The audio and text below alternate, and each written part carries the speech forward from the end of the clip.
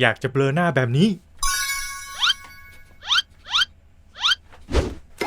ทำง่ายๆกับแอป CapCut ครับ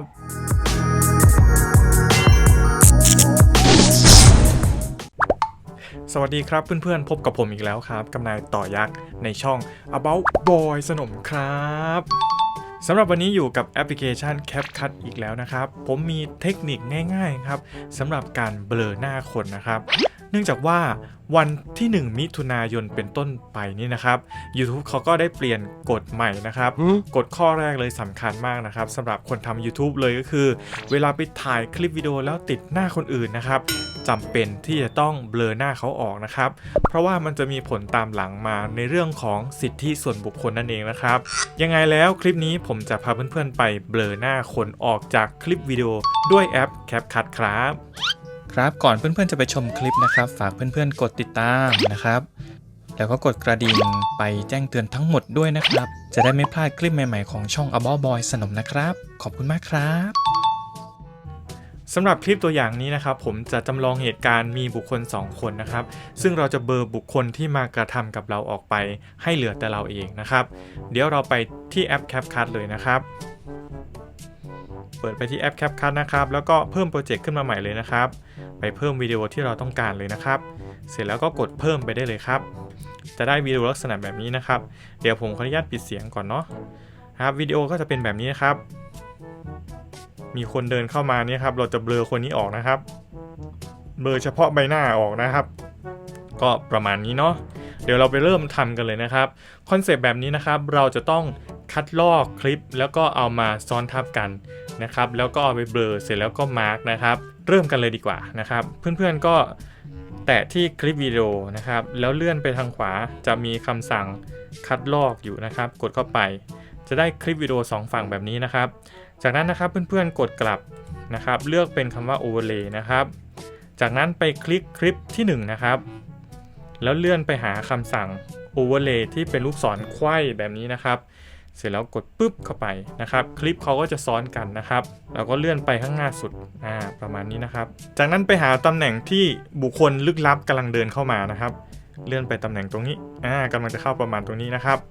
เราก็จะทำการแยกส่วนนะครับโดยวิธีการ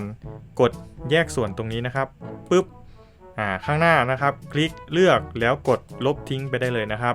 เราจะเริ่มต้นเบลอจากจุดนี้เป็นต้นไปนั่นเองนะครับเพื่อนๆกดกลับครับแล้วไปใส่คำสั่งเบลอด้วยวิธีการเพิ่มเอฟเฟกต์นะครับไปที่คำว่าเอฟเฟกต์นะครับไปที่คำว่าพื้นฐานหาคำว่าเบลอนะครับเป็นอันนี้นะครับกดเบลอนะครับปุ๊บเข้าไปเสร็จแล้วกดที่เครื่องหมายถูกต้องนะครับเราจะดึงในส่วนของเบลอออกไปจนสุดคลิปเลยนะครับประมาณนี้เลยก็ได้เนาะพอเลือกเบลอเสร็จแล้วยังไม่เกิดผลอะไรกับหน้าจอนะครับเราก็จะต้องไปเลือกวัตถุที่เราต้องการเบลอนะครับโดยไปที่คำสั่งวัตถุโดยวิดีโอหลักก็คือวิดีโอที่อยู่ในสุดหรือว่าบนสุดนะครับแล้ววิดีโอโอเวอร์เลย์คือที่เราคัดลอกมานะครับเราจะไปใส่ที่คำว่าโอเวอร์เลย์นะครับกดปุ๊บเข้าไปเห็นไหมครับวิดีโอที่เราใส่เข้าไปมันก็จะเบลอเรียบร้อยแล้วนะครับจากนั้นนะครับเพื่อนๆก็กดมายังตำแหน่งแรกประมาณนี้แล้วไปกดกลับมาแบบนี้นะครับเพื่อนๆกด Overlay 1 ครั้งแล้วก็ไปคลิกเลือก Overlay นะครับจากนั้นเพื่อนๆก็ไปใส่มาร์กนะครับเลื่อนมาทางขวานะครับจะมีคำสั่งมาร์กอยู่ตรงนี้นะครับกดเข้าไปเลยเลือกเป็นแบบวงกลมนะครับเราก็ใช้2 นิ้วนะครับทำการย่อรูปวงกลมลงให้มันพอดีปิดหน้าคนนั่นเองนะครับแล้วก็เลื่อนไปหาหน้าเราอยู่ตรงนี้นะครับเลื่อนไปหาหน้าที่เราไม่ต้องการเนาะเสร็จแล้วกดที่เครื่องหมายถูกต้องครับเดี๋ยวเราลองเลื่อนตำแหน่งดูนิดหนึ่งครับเลื่อนไปปุ๊บเห็นไหมครับว่าหน้ามันหลุดออกจากวงกลมไปแล้วเราจะมีวิธีการแก้ไขโดยการใส่คีย์เฟรมนั่นเองครับเพื่อนๆก็เลื่อนมาตำแหน่งนี้นะครับไปแตะคีย์เฟรมคืออันนี้นะครับเป็นเครื่องหมายบวกกดปุ๊บเข้าไปนะครับเพื่อนๆก็เลื่อนมาครับพอเลื่อนเสร็จแล้วอยากจะให้มาร์กมันมาบังหน้าเราก็กดมาร์กนะครับแล้วก็ดึงมาครับแบบนี้นะครับเลื่อนไปตำแหน่งถัดไปแล้วก็ดึงมาครับเลื่อนตำแหน่งนะครับเลื่อนตำแหน่งฟืบแล้วก็ดึงมาร์กมาปิดหน้านะครับเลื่อนไปอีกมาปิดหน้าครับเลื่อนไปอีกปิดหน้านะครับค่อยๆทำไปเรื่อยๆนะครับยิ่งขยับทีละนิดแล้วก็ขยับมาร์กไปปิดตามก็จะละเอียดยิ่งขึ้นนะครับในตัวอย่างนี้ผมก็ทำต่อเลยนะ ปึ๊บแบบนี้นะครับมีถอยนิดนึงมีถอยนิดนึงฟืบเลื่อนไปแล้วก็ดึงมาร์กนะครับเลื่อนแล้วก็ดึงมาร์กเลื่อนเวลานะครับแล้วก็ดึงมาร์กออกไปเลื่อนเวลาดึงมาร์กออกไปเลื่อนมากลับมาขึ้นฟืบดึบเลื่อนแล้วดึงกลับมานี้ปุ๊บยังไม่มีมีขยับมานิดนึงประมาณนี้นะครับมีถอยมานิดนึงฟืบเพราะตอนสุดท้ายก็มีโผล่มาทางนี้เนาะให้ปิดหน้าพอดีปุ๊บแบบนี้นะครับเดี๋ยวเรามาดูผลงานกันครับ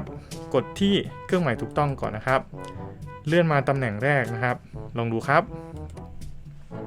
เดี๋ยวเรากำลังจะเข้ามาแล้วนะครับเข้ามาพร้อมกับการเบลอหน้านะครับเห็นไหมครับเบลอตามหน้าที่เรากำลังเคลื่อนไหวไปด้วยนะครับฟึบ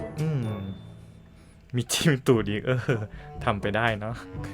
ก็ประมาณนี้นะครับในตอนท้ายถ้าเจอลายน้ำของ CapCut ขึ้นมาแบบนี้หรือว่าเครดิตนะครับเราก็แค่คลิกนะครับหรือว่าแตะแล้วกดที่รูปถังขยะเป็นการลบทิ้งได้เลยครับแค่นี้ก็เรียบร้อยแล้วนะครับเมื่อเสร็จแล้วนะครับเราก็ Export ออกไปนะครับโดยในส่วนของฝั่ง iOS นะครับจะมีให้เลือกความละเอียดตั้งแต่480ไปจนถึง 4K นะครับแล้วก็อัตราเฟรมเรทจะถึง60นะครับซึ่งในตัวอย่างนี้ผมขออนุญาตใช้เป็น 1080 กับ30เฟรมเรทนะครับกด Export ออกไปได้เลยครับแล้วก็รอจนเสร็จนะครับเดี๋ยวเราไปดูผลงานตอนท้ายกันดีกว่าครับ